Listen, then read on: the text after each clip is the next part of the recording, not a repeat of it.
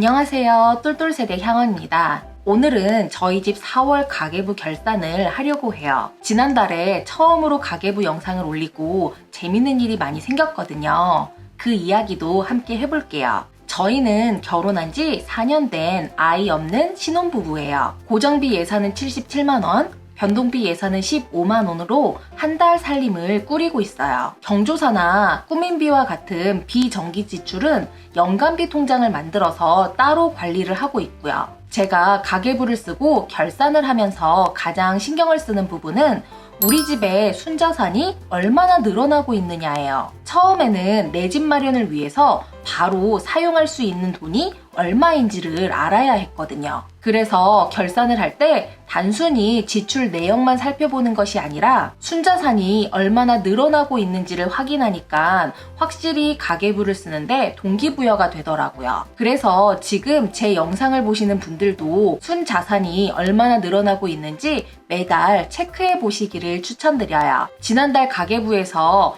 고정 지출의 구체적인 항목은 말씀드렸기 때문에 앞으로는 저희가 게임에서 미션을 클리어하듯이 관리하고 있는 변동비 위주로 말씀드릴게요. 그럼 지금부터 PC 화면으로 상세 내역을 살펴볼게요.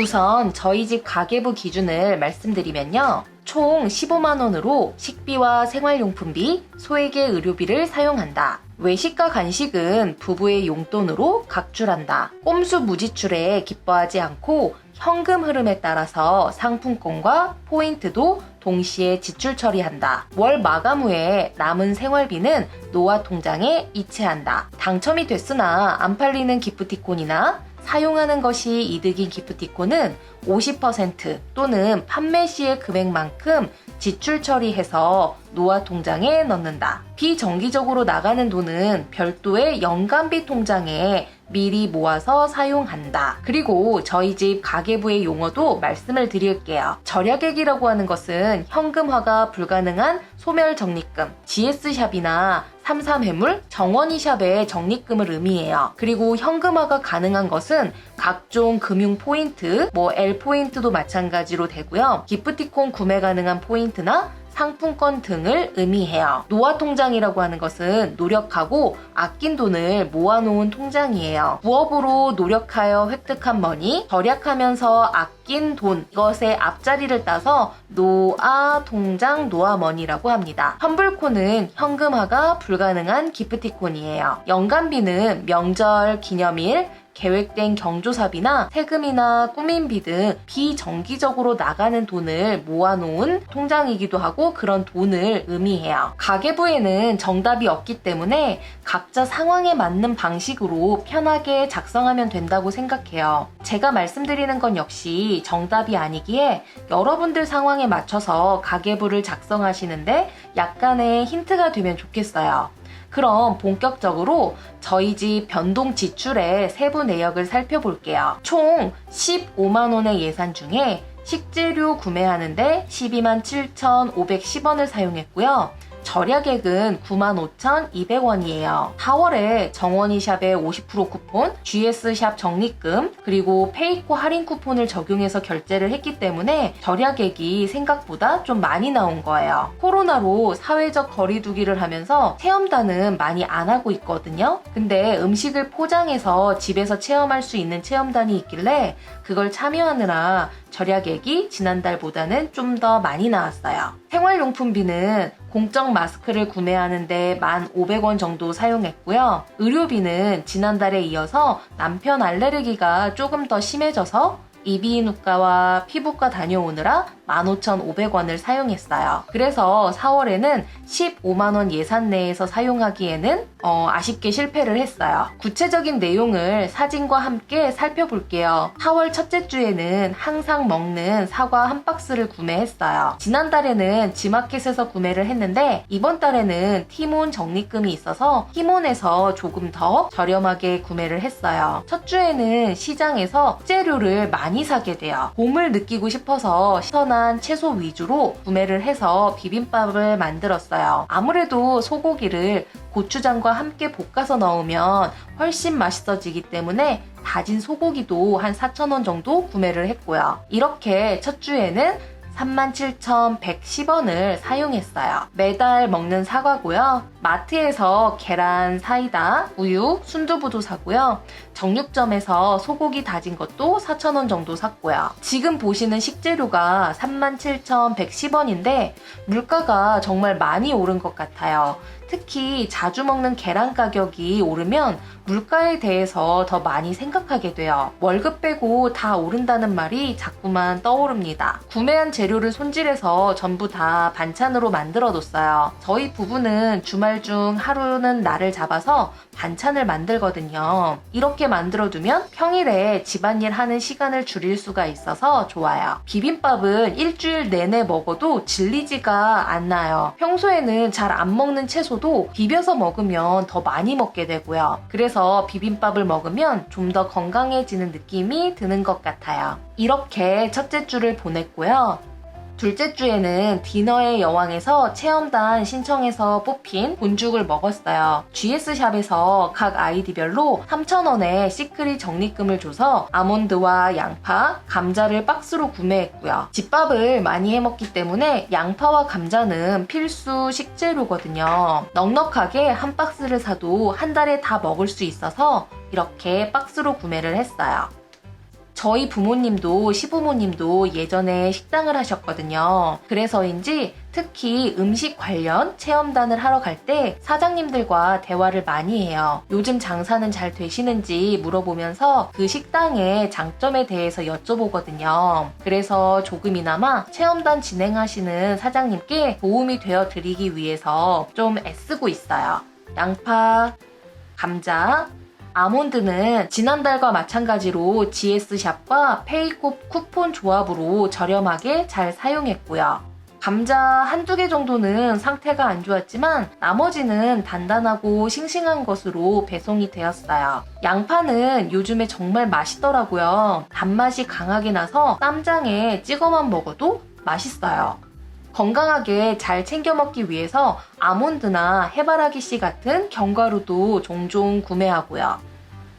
최근에 큰형님이 컴퓨터를 바꾸면서 남편이 윈도우나 프로그램을 설치해 주러 갔었는데 여러 가지 식재료를 챙겨서 보내주셨어요. 결혼을 하고 나서는 식재료를 챙겨주시는 분들이 정말 너무너무 좋아요. 덕분에 반찬 고민하지 않고 맛있게 먹었답니다. 감사해요, 형님. 이렇게 둘째 주를 보냈고요. 셋째 주에는 큰형님이 주신 딸기청을 우유에 타서 마시기 위해서 우유 구매를 하고요. 지난달에 구매한 바지락을 해감해서 냉동실에 넣어뒀었거든요. 그 바지락을 넣고 순두부찌개도 끓였고요. 이마트몰 새벽 배송 첫 구매 이벤트에 참여하면 혜택이 커서 필요했던 식재료인 액젓, 설탕, 국수를 구매했어요. 10,000원 이상 구매 시 무료 배송 쿠폰을 사용할 수 있어서 그 금액을 맞추려고 국수를 2개 구매했거든요. 근데 결제를 다 하고 살펴보니까 구매한 금액은 7,000원 정도고 배송비가 포함이 돼서 10,000원이더라고요. 아직까지도 종종 이런 실수를 해서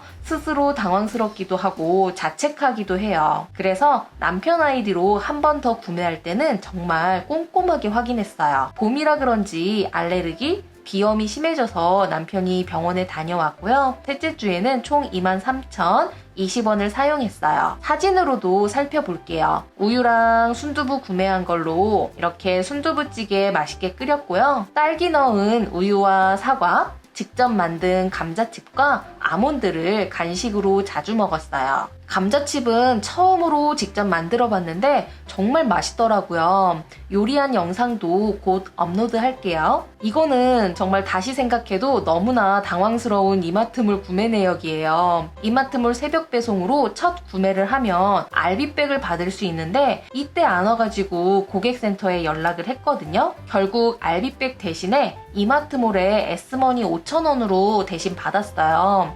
아쉬움이 큰 쇼핑이었어요. 그래도 소면으로 비빔국수 새콤달콤하게 만들어 먹었어요. 이렇게 셋째 주를 보냈습니다. 넷째 주에는 세븐일레븐 앱에서 코로나로 힘든 지역 농가를 돕기 위해 경북 영천 마늘을 판매해서 5,000원에 1kg를 구매했어요. 남편 아이디로 한 번 더 이마트몰 새벽 배송 이벤트에 참여했고요. 정원이샵 50% 쿠폰을 받아서 오래 먹을 수 있는 실온 제품과 냉동식품 위주로 식재료를 구매했어요. 주말에 계란이랑 순두부 한 번 더 사서 계란장도 만들어 놓고요. 마스크 여유분이 점점 줄어들어서 마스크도 부부가 함께 가서 4개를 구매했고요. 이 주문은 앱에서 예약을 하고 며칠 뒤에 집 근처 세븐일레븐에서 찾아가는 방식이었어요. 다시 이거 실수하기 싫어서 정말 꼼꼼하게 2번, 3번 확인해서 결제를 했어요. 제가 주문할 때만 해도 하겐다즈 아이스크림을 할인하는 쿠폰이 없었는데 남편 아이디로 주문할 때는 있어서 이것도 잘 챙겼어요. 주말에 집에 손님이 오셔서 맛있는 간식을 대접하기 위해 지난달과 마찬가지로 호떡 믹스를 구매했어요. 밖에서 사 먹는 것보다 집에서 만들어서 먹으니까 훨씬 맛있어서 자주 먹게 되었어요. 가계부를 영상으로 만들어 올리다 보니까 지인분들이 저희 집에 오면 호떡에 아이스크림을 얹어서 먹고 싶다고 말씀하시거든요. 그래서 매달 가계부에 호떡 믹스를 구매한 내역이 나올 것 같은 느낌이 듭니다. 이번에는 배송비 쿠폰을 잘 적용해서 구매했고요. 정원이샵에서 50% 쿠폰이 나오길 오랫동안 기다렸거든요. 시장 내 마트에서 사는 것보다 할인 쿠폰을 받아서 구매를 하면 훨씬 저렴하기 때문에 필요한 것들을 잘 구매했어요. 정원이샵이나 GS샵, 이마트몰 등의 활용법이 궁금하시다면 연결해드리는 영상을 확인해보세요. 이마트몰 새벽 배송으로 받은 알비백이 꽤 커서 나중에 놀러가게 되면 잘 활용할 수 있을 것 같아요. 5월에도 이벤트를 하니까 관심 있는 분들은 꼭 확인해보세요. 이렇게 택배 받은 것이랑 구매한 것도 사진을 찍었고요. 구매한 식재료와 선물 받은 식재료로 빠르고 간편하게 한 끼 식사도 만들어 먹어요. 매일 똑같은 반찬을 먹을 순 없어서 일주일에 한두 번은 국수나 컵밥, 스파게티, 라면 등을 먹는 것 같아요. 요리를 잘 못하는 사람도 쉽게 만들 수 있는 계란장은 정말 꿀맛이라서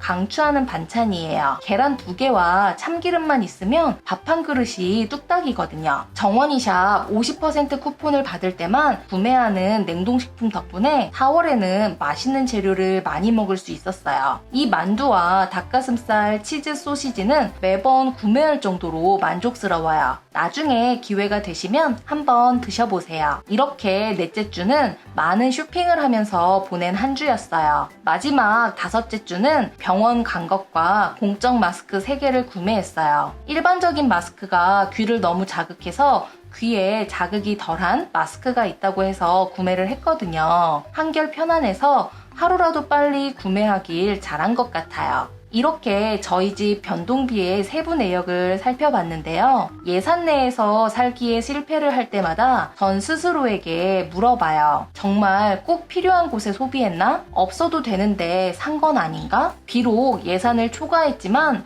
정말 오랜만에 나온 정원이샵 50% 쿠폰을 쓰는 것이 더 이득이라 생각했어요. 그래서 조금은 유연하게 소비를 했는데요. 나름 알차게 잘 살았다고 스스로 칭찬을 해줬어요. 나이를 1살, 2살 먹을수록 자책하기보다는 나를 인정하고 칭찬해줘야겠더라고요. 전 가계부 결산을 하면서 남편과도 많은 대화를 나누는데요. 한 달을 돌아보면서 무엇을 잘했는지, 보완해야 할 점은 무엇인지 항상 나누고 있어요. 특히 4월부터 우리가 목표로 한 것을 블로그에 남기고 그것을 얼마나 실천하는지 확인하기로 했거든요. 저는 4월에 전자책 제작을 해서 각종 플랫폼에 등록하는 것, 그리고 아프리카 TV의 BJ에 도전하는 것, 주식에 대해 공부하며 매수하는 것을 목표로 했었어요. 그 중에 전자책은 현재 한 85에서 90% 정도 진행이 되고 있어요. 저 혼자는 도저히 못할 것 같아서 좋은 분과 함께 하고 있고요.